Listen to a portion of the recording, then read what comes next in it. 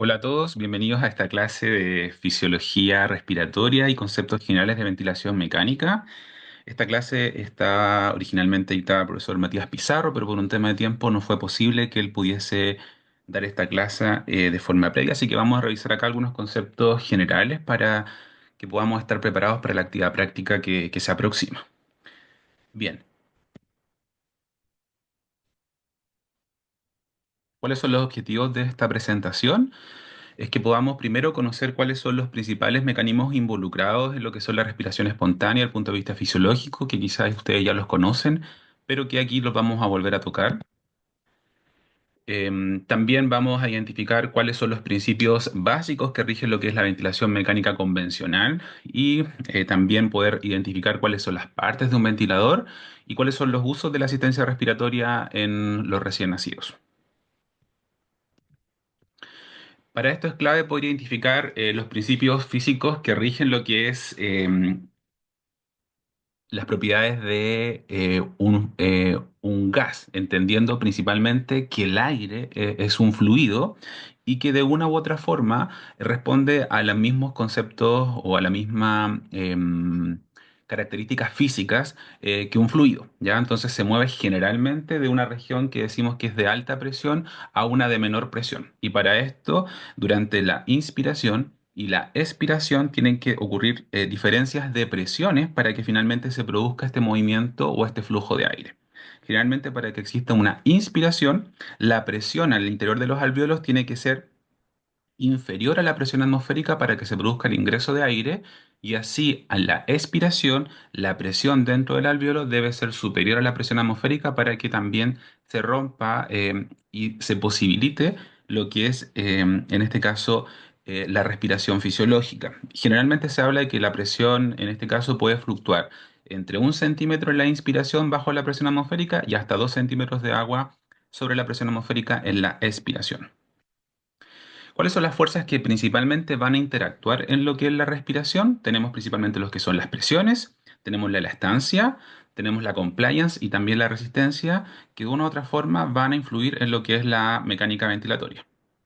Cuando hablamos de la presión de conducción, para que ocurra este flujo de aire, en la vía respiratoria tienen que finalmente superarse algunas propiedades que son propias del sistema respiratorio, como son la resistencia, ¿cierto? Para que se pueda generar este flujo de aire. Obviamente va a depender de lo que son los cambios de la presión que están ejercidos por la pleura y también por los músculos respiratorios que van a permitir poder generar esos cambios con respecto a la presión atmosférica y así permitir tanto el ingreso como la salida de aire en cada, en este caso, inhalación y exhalación.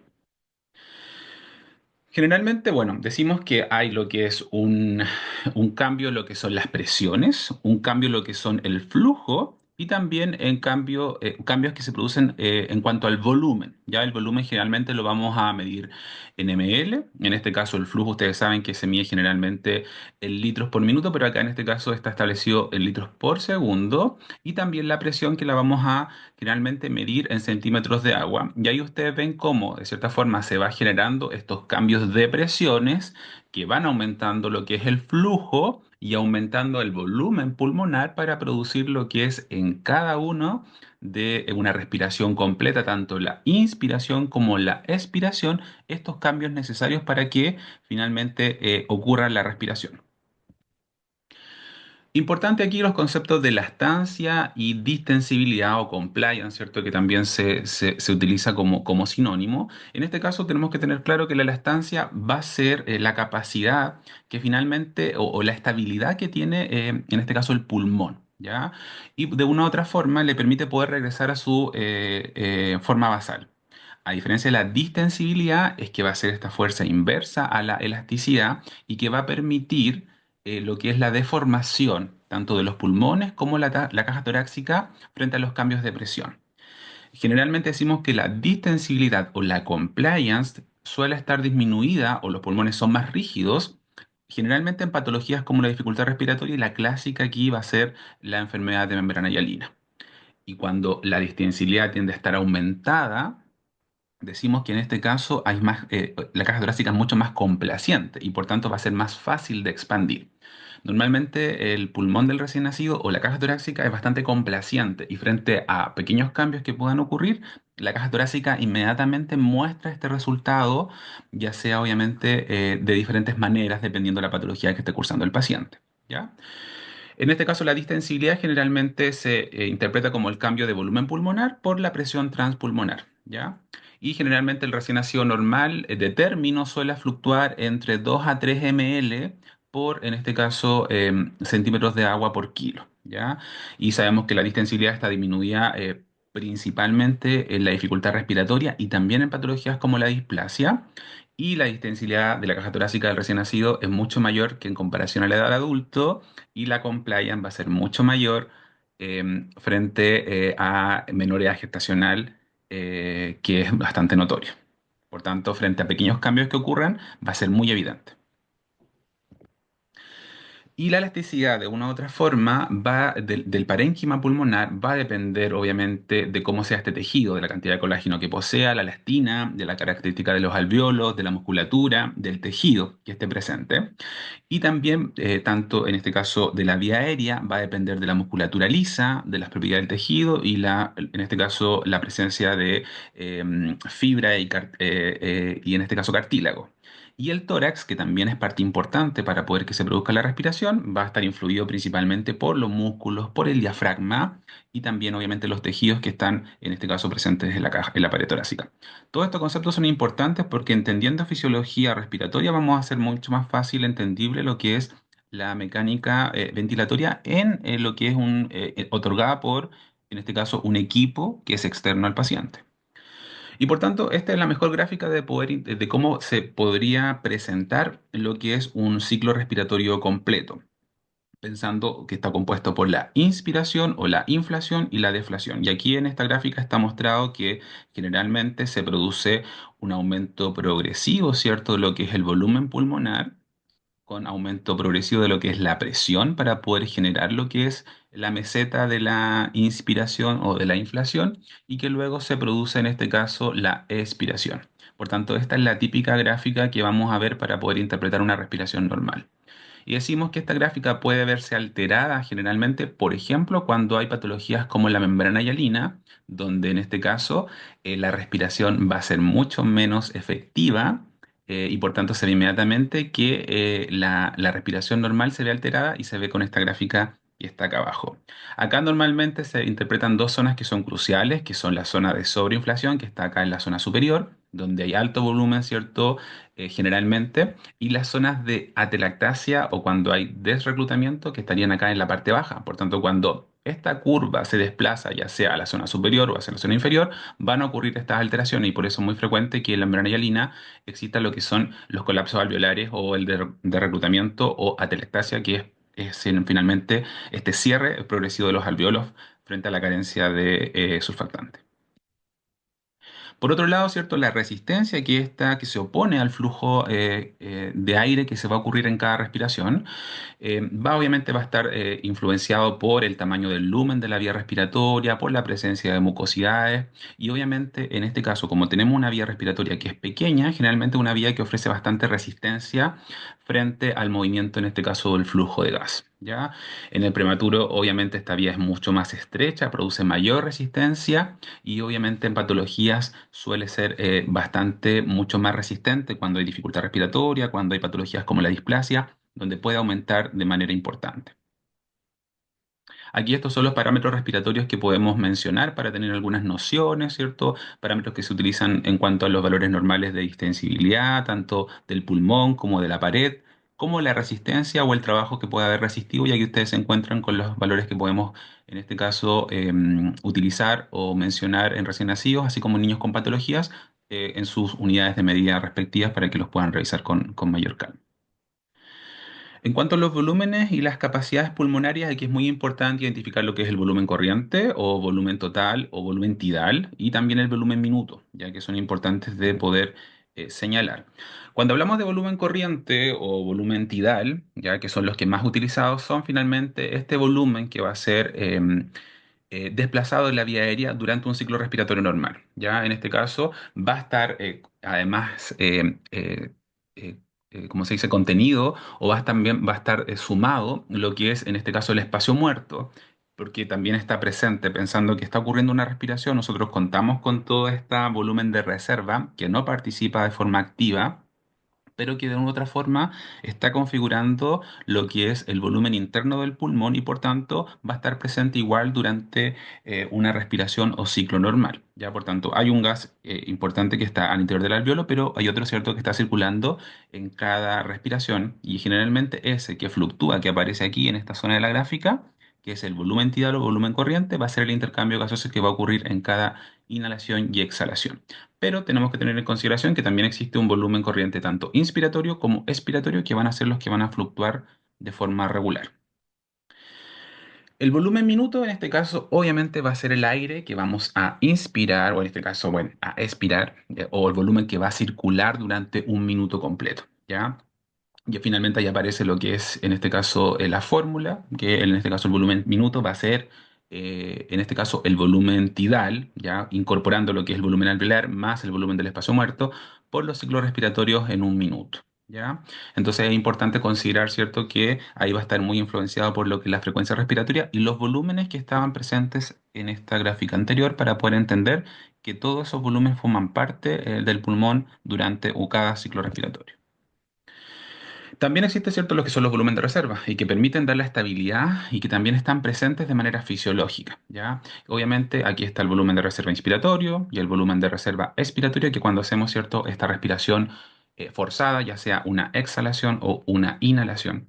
Pero también hay un volumen que jamás vamos a poder movilizar y que es este volumen residual o esta capacidad residual funcional, que está compuesta, cierto, por ambos volúmenes y que de una u otra forma es la que queda, ¿cierto?, al interior del alveolo y que permite su estabilidad. Y que eso, ¿cierto?, ustedes ya lo han escuchado en otras oportunidades.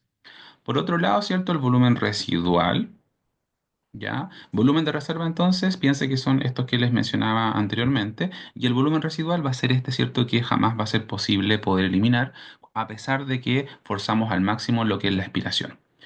Capacidad pulmonar total, donde van a estar contenidos todos estos cuatro volúmenes pulmonares que van a dar, ¿cierto? Todo lo que es el volumen que está al interior del pulmón.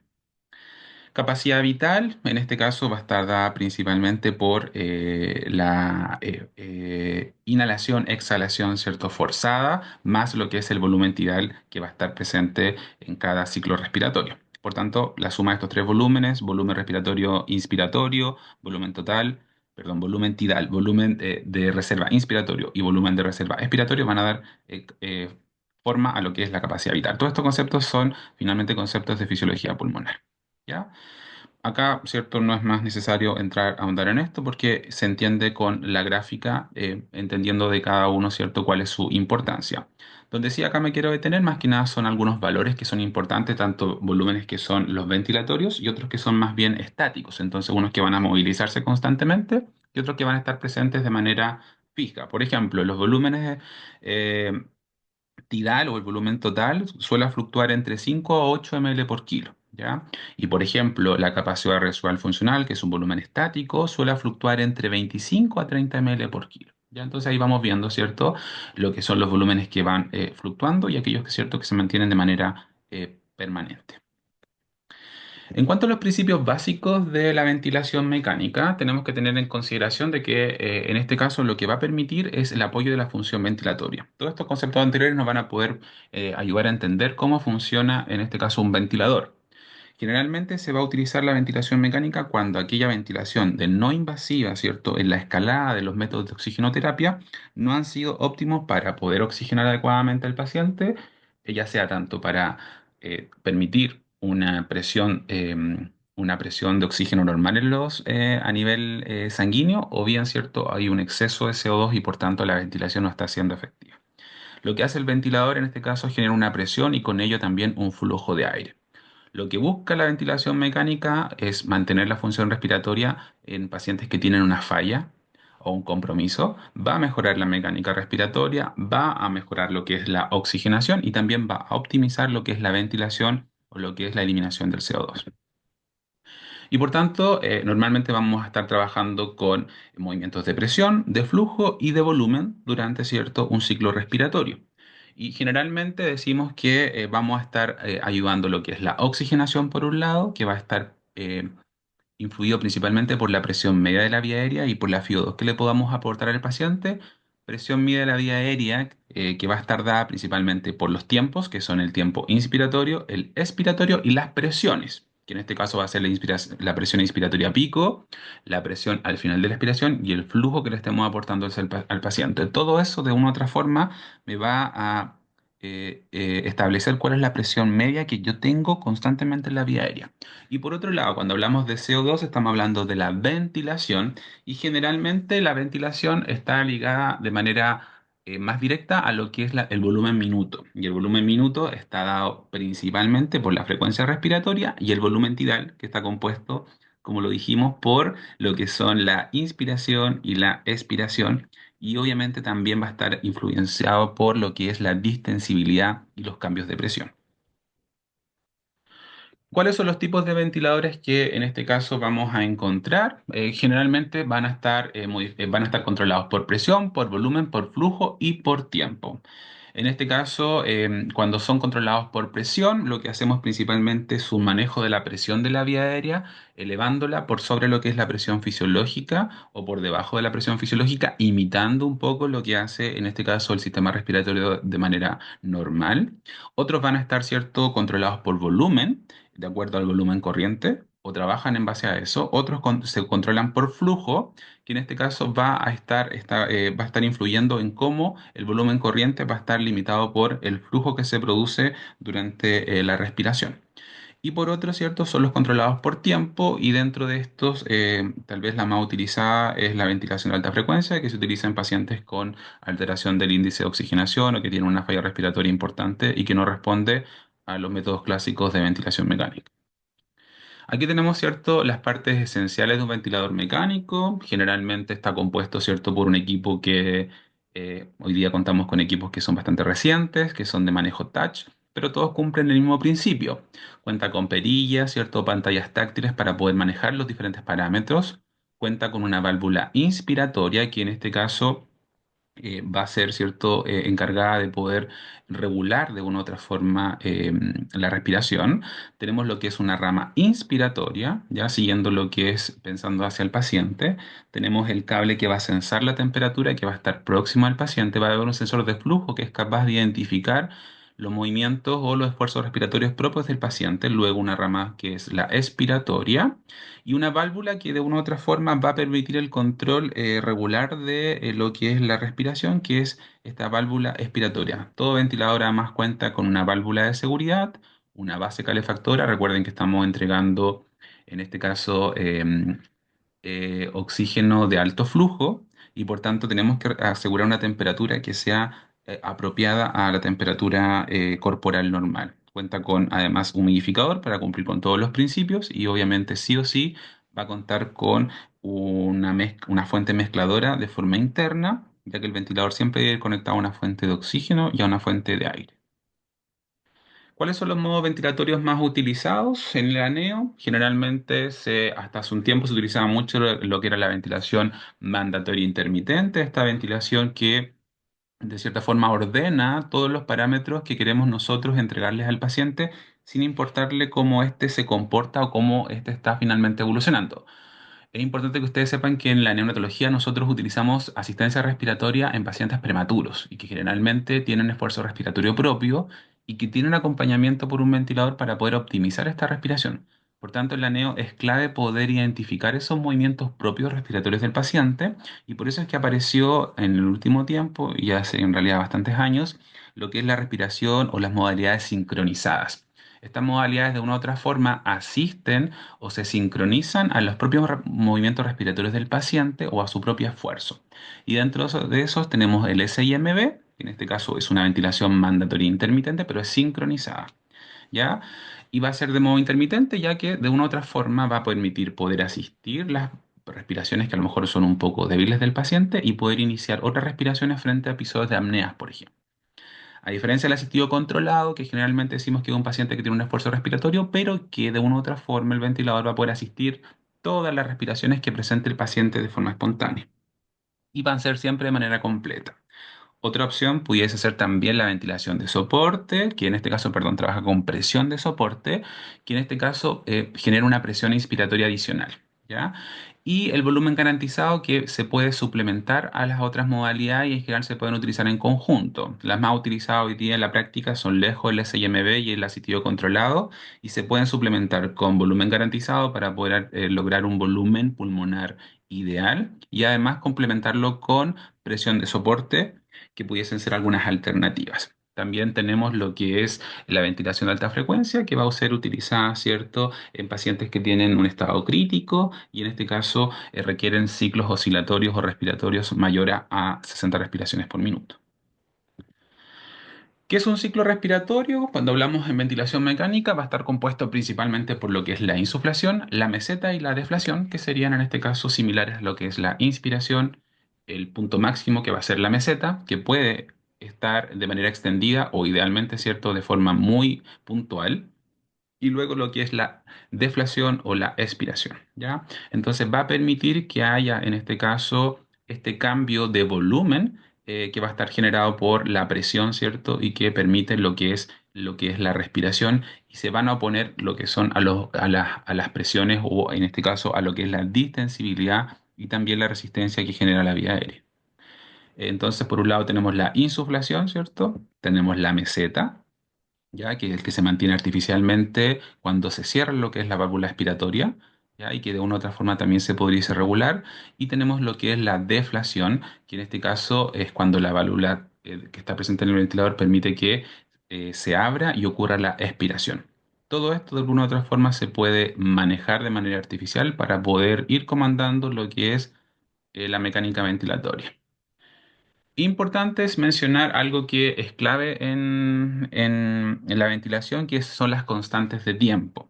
Y en este caso, la constante de tiempo hay que entenderla principalmente, quizá un concepto no tan fácil de poder entender, pero lo que indica estas constantes de tiempo y en cuáles trabaja la ventilación mecánica son principalmente los tiempos que se requieren para poder alcanzar un ciclo respiratorio completo.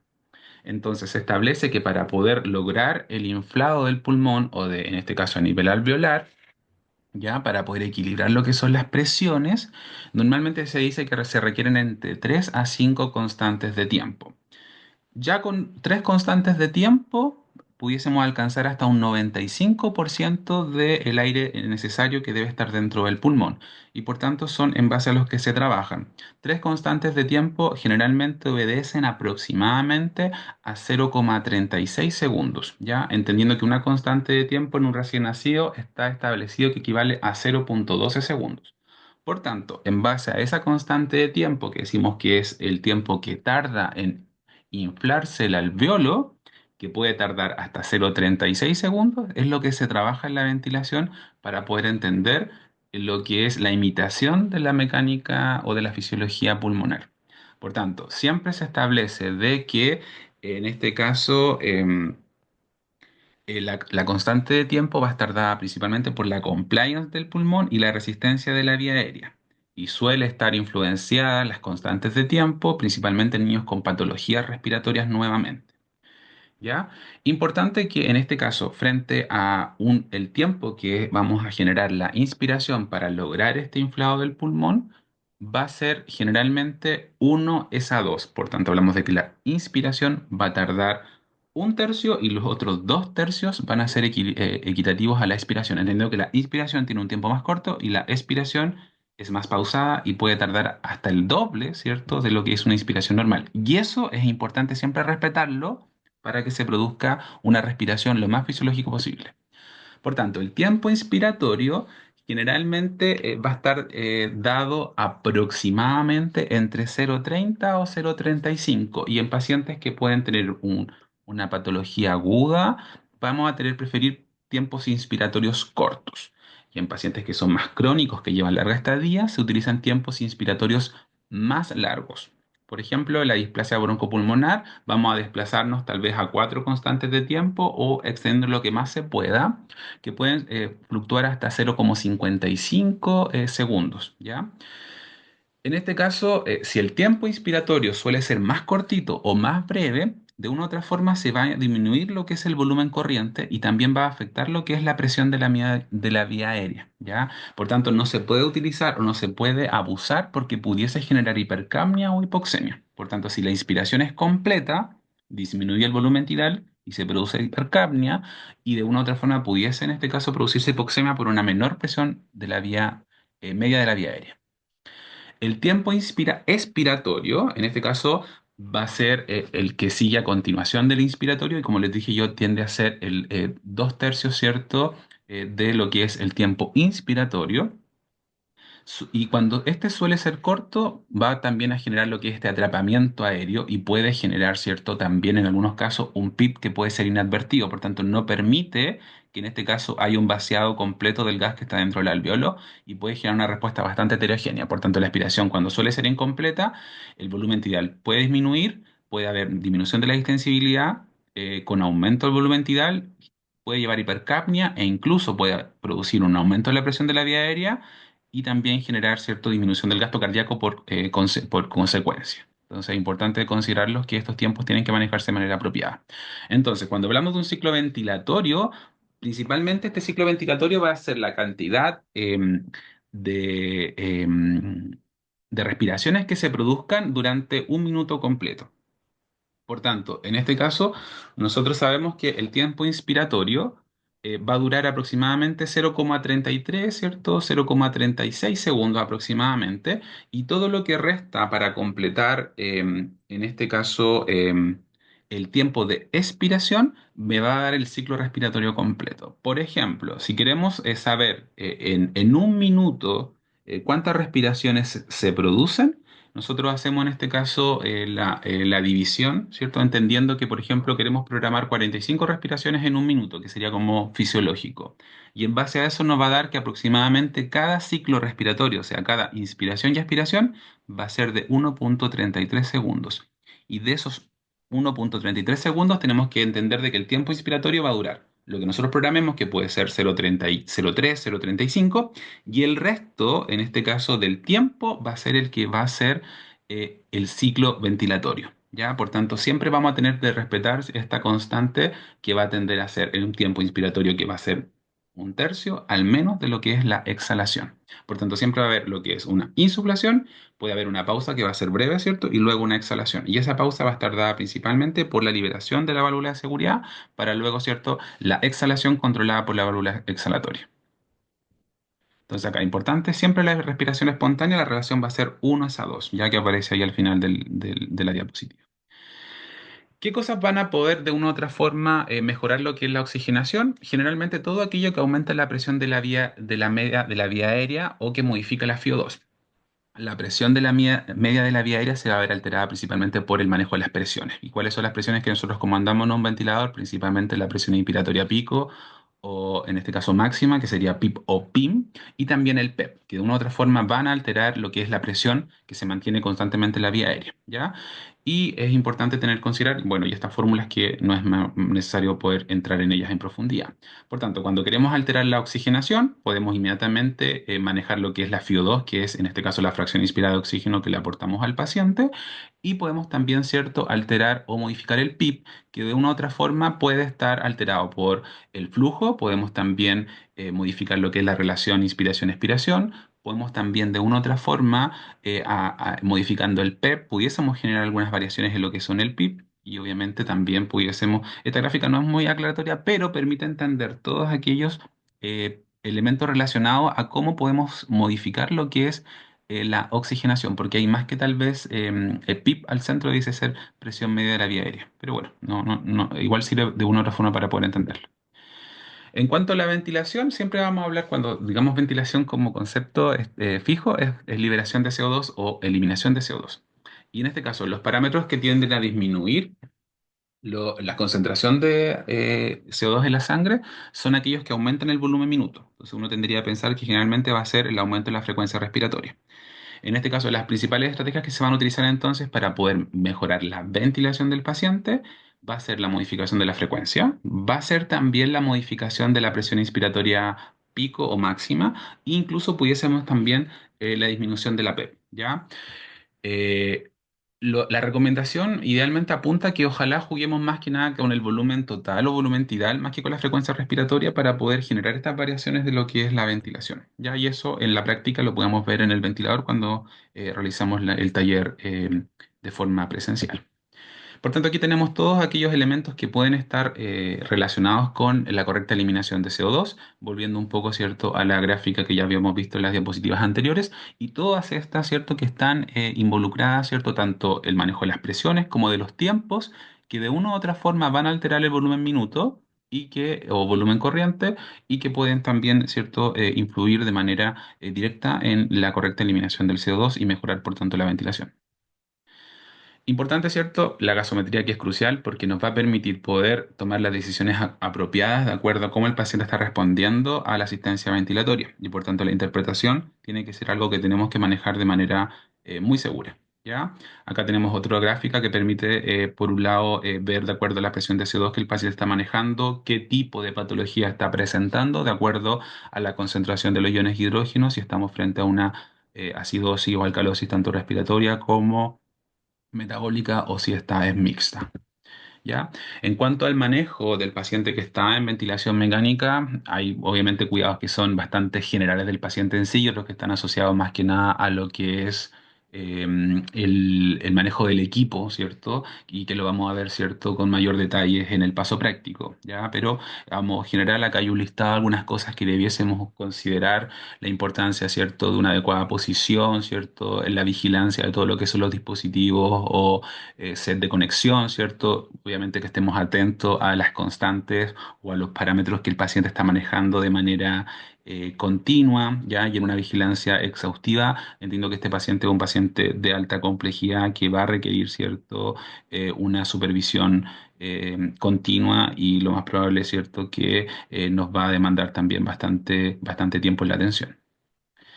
Bueno, y acá más que nada la bibliografía para poder un poco hacer un mayor repaso y profundización de estos conceptos. Importante que lean los capítulos que están señalados del libro de ventilación, y hay dos videitos también adicionales que permiten poder entender mejor forma lo que es las partes de un ventilador y cómo funciona la ventilación a grandes rasgos en las propiedades de la ventilación mecánica. Así que eso, le agradezco la atención y nos reunimos prontamente.